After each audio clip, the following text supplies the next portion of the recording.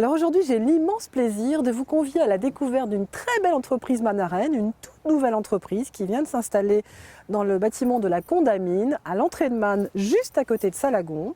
Cette entreprise, c'est notre caramellerie, une caramellerie très particulière, vous allez voir. Je crois qu'Alexis nous attend juste là-bas pour nous faire découvrir ce lieu en exclusivité et en avant-première, puisqu'elle n'est pas encore ouverte. On y va ? Je vais enfin pouvoir découvrir ce magnifique lieu. On s'est laissé un peu désirer. Hein. Un petit peu, oui. Pas encore tout à fait fini, mais tu vas voir des choses un peu exceptionnelles ici. Bienvenue. J'ai hâte, merci. Déjà, en avant-première, merci. un des petits caramels à l'huile d'olive, tu vas voir. À l'huile d'olive. Et fleur de sel de Camargue. Alors Alexis, nous y voici enfin dans cette fameuse caramellerie manarène. Alors caramellerie en devenir, puisqu'elle n'est pas tout à fait terminée encore, comme on peut le voir autour de nous. Là, nous sommes dans la boutique. Alors raconte-nous un petit peu ce qui va se passer dans cette caramellerie. Alors ici, ça va être un lieu de visite déjà. Tout autour de la caramellerie, on le verra au printemps, il y a un beau jardin, refuge papillon, labellisé par la LPO. Et donc on va vraiment avoir un espace didactique autour de la biodiversité et de la protection de la biodiversité et de l'environnement en général. Ensuite, on pourra rentrer à l'intérieur et ici, il y aura une très belle boutique en vente directe pour les manarins en premier lieu, mais aussi pour tous les autres, nos visiteurs et tout le monde qui pourra venir ici découvrir toute la gamme complète des caramels. Tu as indiqué quelque chose qui suscite l'intérêt et qui aussi attise la curiosité. Ce sont des caramels qui vont être exclusivement fabriqués à l'huile d'olive et pas au beurre. On a fait ce choix délibéré de se fournir en huile d'olive. C'est Maison Brémond 1830 à Perruy qui nous fournit cette huile d'olive qui peut être provençale quand il y en a assez. Cette année, ça va être compliqué, mais on en a. Et sinon méditerranéenne. Et c'est ça qui va fournir la matière grasse à la place du beurre habituel.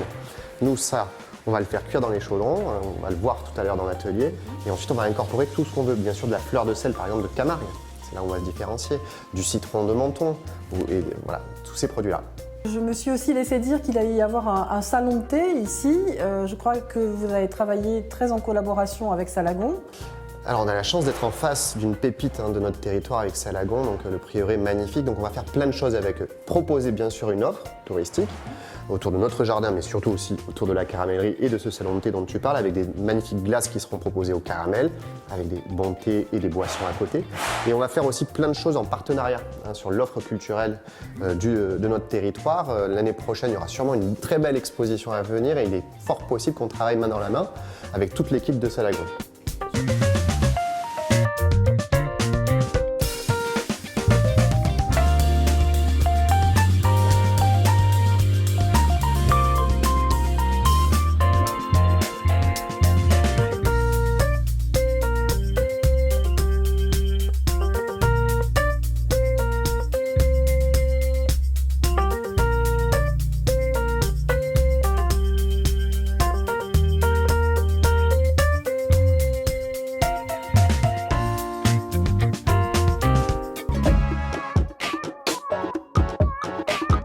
Eh bien, en cette jolie journée automnale, nous nous retrouvons à nouveau sur notre belle zone d'activité de Pitaugier, notre zone manarène.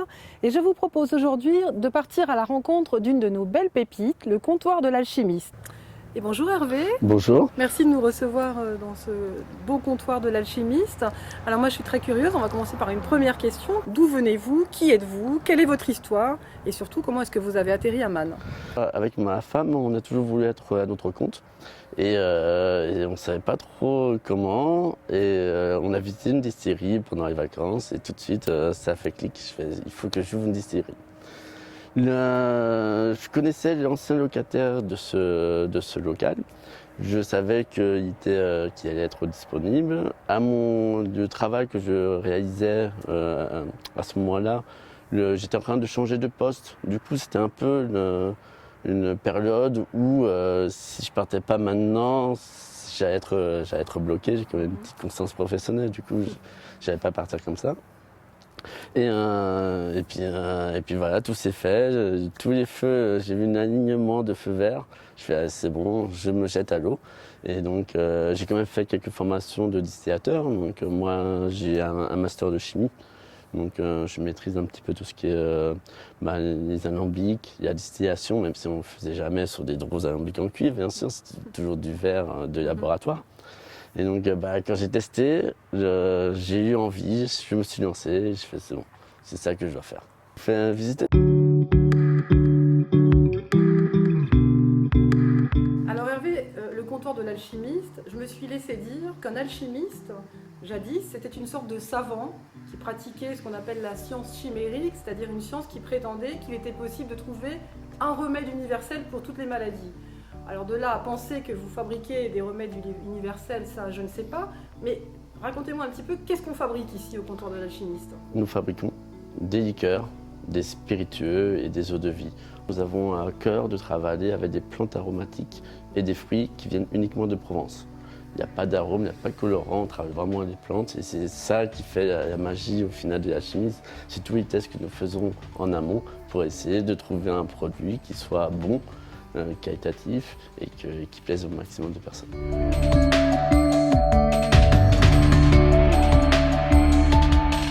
Pour la distillation, en fait, il faut un alambic que vous voyez ici. Donc celui-ci fait 250 litres. Nous avons le deuxième qui est en route qui fait 100 litres. On va mettre tout ce qui est plantes ou fruits dans notre alambic et on va commencer à chauffer. Ça va être les vapeurs d'alcool qui vont s'évaporer en premier, qui vont passer par ici.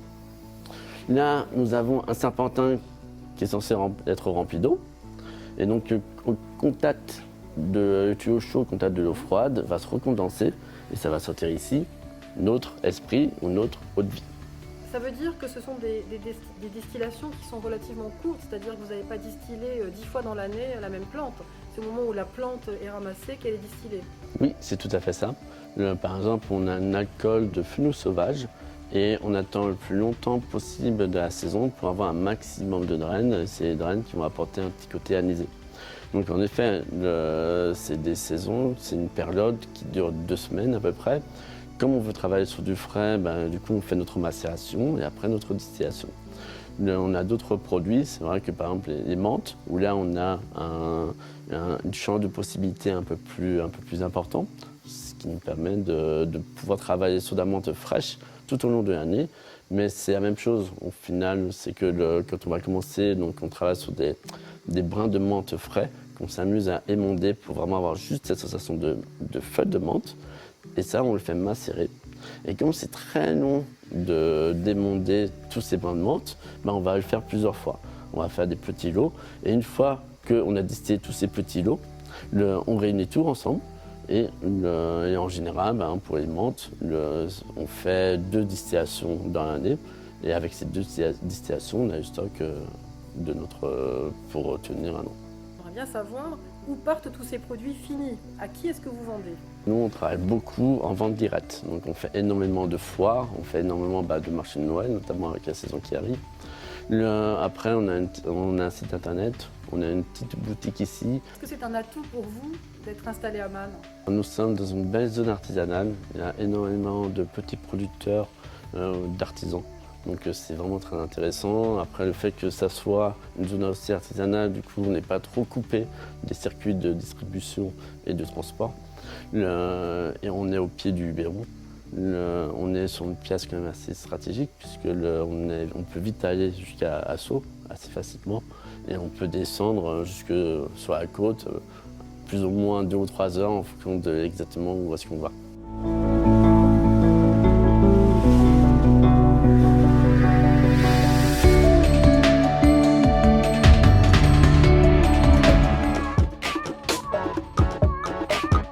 Eh bien, nous voici à nouveau sur notre belle zone de Pitaugier, là où tout se passe en ce moment, décidément.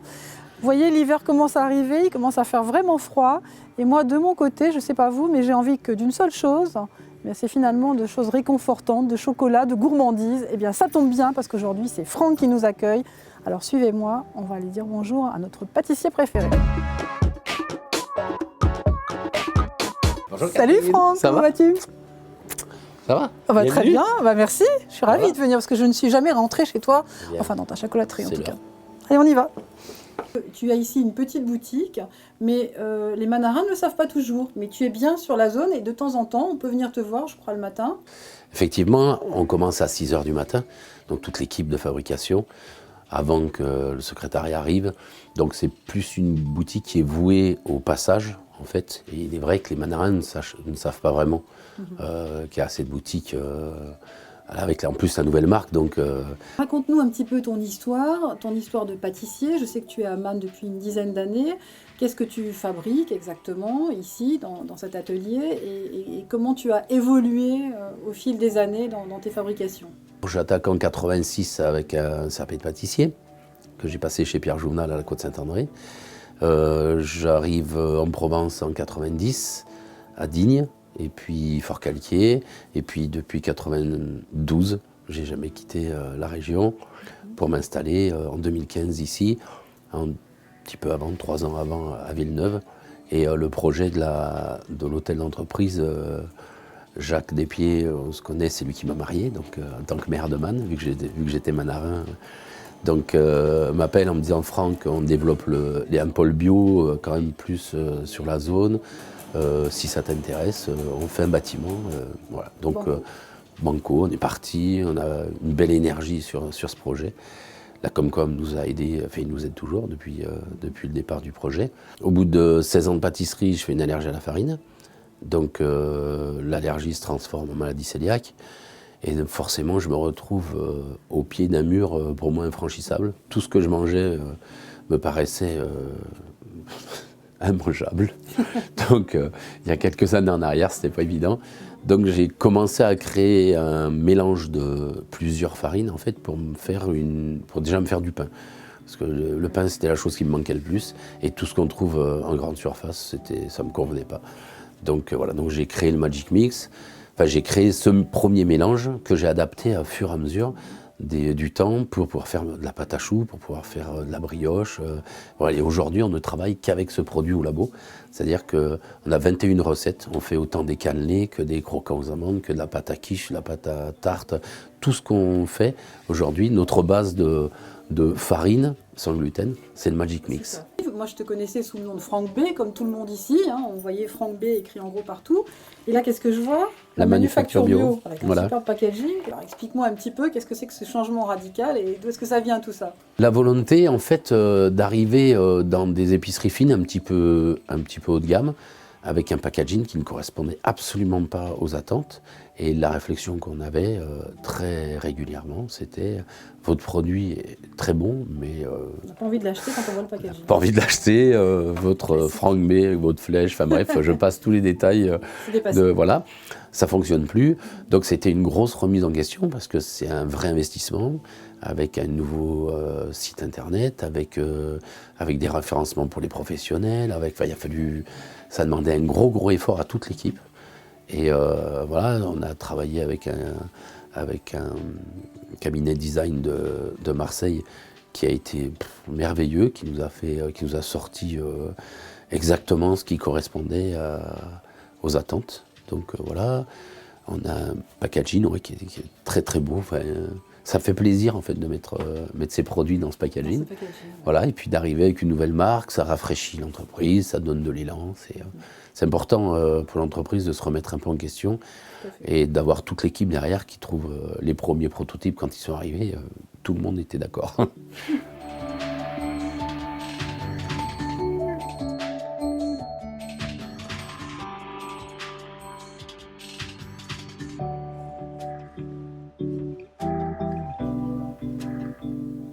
On voit la beauté du geste, on voit le chocolat couler.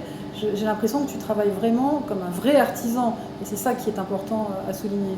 La manufacture bio, c'est ça, c'est fait à la main. Voilà, on est en bio, mais on fabrique à la main. Nos pralinés, on les fait tous à la main, au poêlon, à l'ancienne. On a 8 pralinés différents. Tous nos pralinés sont faits à la main, à la spatule et à l'huile de coude. Et on fait des pralinés sur lesquels on amène des toastages qui sont très précis, avec des goûts. On parlera du sésame, qui est, je pense, le best-seller de mes pralinés. Mais voilà, un goût de tahine, on fait vraiment ressortir le sésame. Et c'est par la précision des torréfactions, par l'œil du maître artisan, qu'on arrive à une précision comme ça.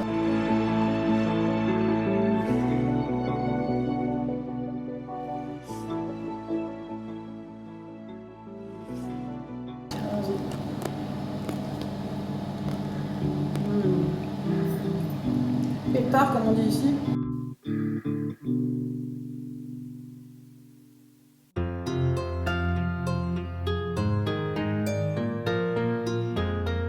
Eh bien, les fêtes de Noël approchent à grands pas et une fois n'est pas coutume, pour clôturer cette belle série de reportages pour Man Actu, nous avions envie de prolonger le moment, de prolonger le bonheur d'être tous ensemble avec tous nos artisans manarins.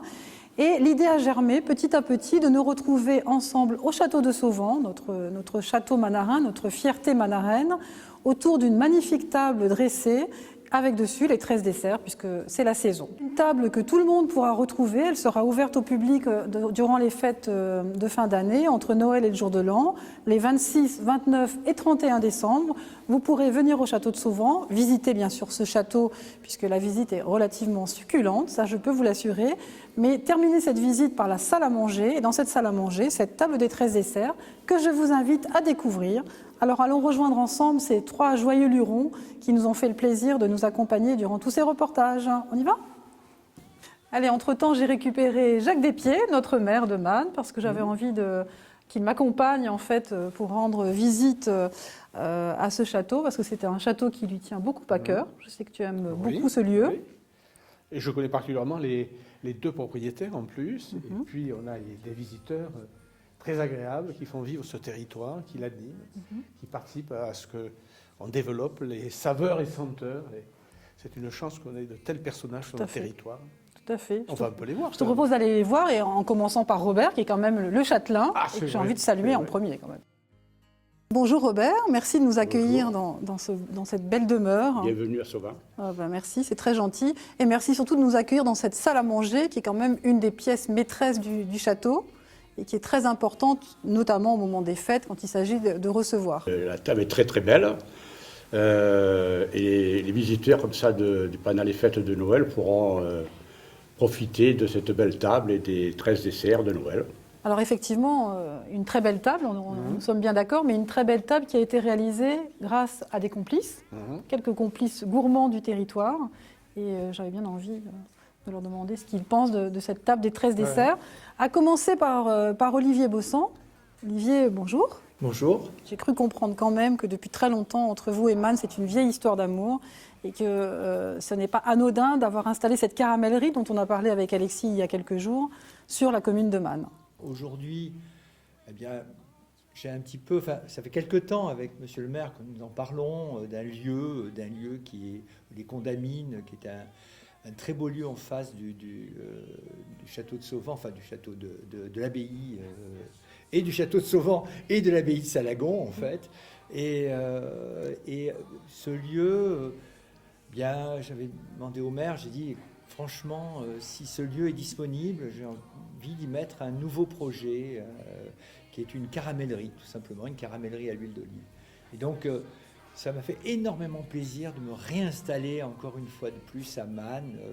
Et j'ai même installé le siège social de la société. Et on a en plus de nouveaux projets d'installation dans la zone sur Man.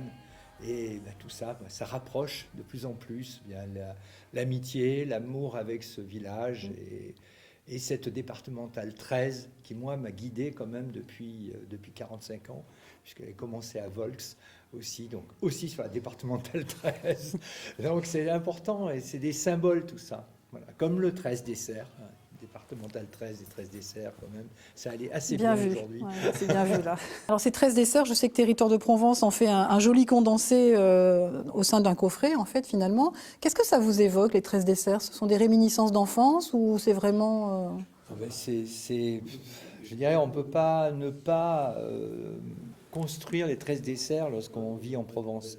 Et le bonheur, c'est de les partager avec les amis qui arrivent en Provence. C'est surtout ça. Pour pouvoir expliquer ce que ça veut dire, les 13 desserts, même si c'est une tradition qui n'est pas si ancienne que ça en Provence, puisque ça va se situer plutôt au 19e siècle, finalement. Et finalement, c'est pareil, c'est comme un partage. Et partager ces friandises lors du repas de Noël, eh bien c'est un moyen de se souhaiter aussi l'année qui vient avec réjouissance. Tous ensemble. Tous ensemble. C'est chouette. En tout cas, merci. Merci d'avoir amené autant de belles choses et de bonnes choses en fait au château de Sauvant. Et cette table va rester pour les fêtes au château de Sauvant. Et ça, c'est chouette aussi, parce que ça va permettre de mettre en avant nos belles traditions avec un écrin fantastique qui est le château. Merci Olivier. vous en prie. Avec Franck, qui est installé sur la zone de Mannes, la zone de Pitaugier, et qui est chocolatier, pâtissier depuis fort longtemps, et qui est un fidèle aussi de Mannes, eh bien, on peut faire plaisir à tout le monde. C'est-à-dire que, je vais le laisser expliquer, mais la gourmandise s'ouvre en fait à tout le monde, y compris aux personnes qui ne peuvent pas manger de gluten. N'est-ce pas, Franck? Alors oui, effectivement, j'ai passé ces 17 dernières années à construire autour du sans gluten pour les malades cœliaques. En fait, une vraie spécialité aujourd'hui de l'entreprise avec des bûches, avec des pompes à l'huile, des pompes à l'anis, toutes les réjouissances de Noël, les chocolats fins, le pain d'épices. Voilà, aujourd'hui, on a élaboré énormément de recettes pour, comme disait Olivier tout à l'heure, qu'il y ait un vrai partage sur la table de Noël, même pour les malades cœliaques ou les gens qui veulent manger sans gluten.